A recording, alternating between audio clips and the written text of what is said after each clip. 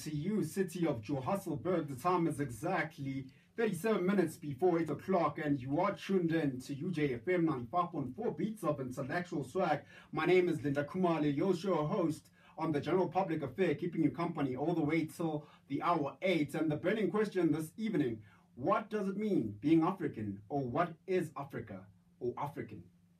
And I am joined in by my expert and philosopher, shout out Tony Shabangu. Yes, man. So before we took a break, we were talking about your ideal kind of decolonized institution. Let's take it back to decolonize, because decolonization started through universities, from the Rhodes Must Fall, from the Fees Must Fall campaign. What's your view or your ideal decolonized institution? So my ideal decolonized institution would first be one which represents South Africa, as I said, in all its colors, it's in all its genders, it's in all its shapes.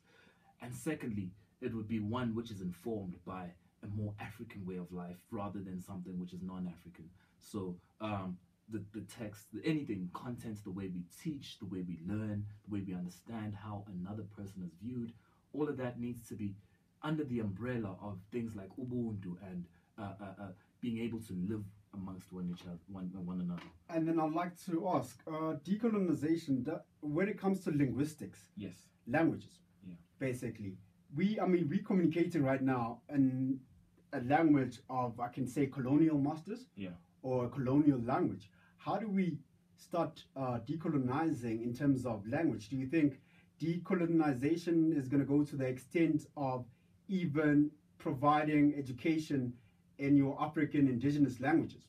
So yes, again, represent all of South Africa. So school needs to have a variety of mediums, not just one. University, I just saw on Facebook yesterday, there was a student who completed their doctorate in Xhosa, which is an amazing achievement. But that needs to be a norm. It shouldn't be something unique, you know? It should be a norm. We should be allowed to have people writing dissertations in their home languages. We should be allowed to have people, actually not allowed, it should be a way. But now, don't you think it's going to be complicated when it comes to academics such as your mathematics, your science, in order to fully provide it in Zulu? You'd have to think, what's a parabola in Zulu, like direct translations into African languages and providing this fully in African languages. Well, language is a growing thing, like any language. So either we will adapt and find a word for it if there's no word, but I think there are words for many of these things. Because I don't think there's a direct translation of parabola. In Zulu, obviously, that's how they even taught in your township schools. They'll be saying iparabola. I don't know. But now, these are the complications of also that we're going to face when it comes to decolonizing our society. The thing is, another thing I feel like decolonization is, I don't think its whole thing is to discard and replace. Yes. Rather, it's to bring more varieties, or more of a variety of something. So as much as we already have mathematics, I think it would be backwards to say, let's scrap all we know about maths and start afresh. But we do have a system of maths which is originally African, indigenously African. We need to also, like I said, look back at what we have as Africans and our identity and see if we can help these things resurface. But now, when we look back at Africa and our history, don't you think, and when it comes to decolonizing, colonialism is part of our history. It's part of African history. So, which is I don't understand when you say not discarding, because now we are decolonizing, of which getting rid of colonialism. Yes. Of which colonialism also plays an integral part of our history. That's what I'm saying. That's quite contradictory. How we decolonize is to rather not, as I said, not discard, but to renew what was already there, like the African identity, and say that, okay, there's not just this Western identity, there's this African identity too, and it should have equal footing as the Western, because at the very base of it, capitalism runs this country.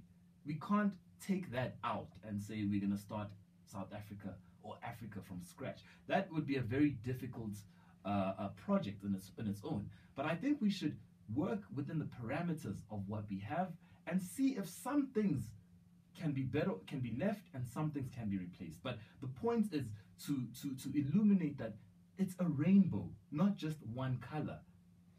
As a person that fully comprehends decolonization, I'd like to know what would be your perception of a decolonized South Africa? What would be a decolonized South Africa according to you? It would be a South Africa which shares a certain identity and has a solidarity. And when I say solidarity, I mean we all kind of work towards goals and help each other to work towards those goals. So our identity would be shared in that everyone is South African, whether you're girl, woman, child, Tutu, Zulu, everything. It should be there. It should be represented. Every part of South Africa should be represented in education, in economics, in all spheres of life, first of all. Secondly, we need to have a representation even in languages, which is what we are talking about, in universities and all of that. But the point is to not have one kind of thing and isolate it and say it's the one way. That's not what we're trying to do. Decolonization wants to say that we've done things this way, and sure, it's worked, but it's not the only way, and it's not the right way. There are other ways of doing things. And this is what we want to bring out of the ground and say, look, we have African values we can build from. We don't need to stick to this hard and cold system. We can look at something like Ubuntu and see what value it has for the way we look at each other. So in closing, I'd like to know from you, do you think decolonization can be achieved within our lifetime? I'm sorry, but I think we can do as much as we can in our lifetime.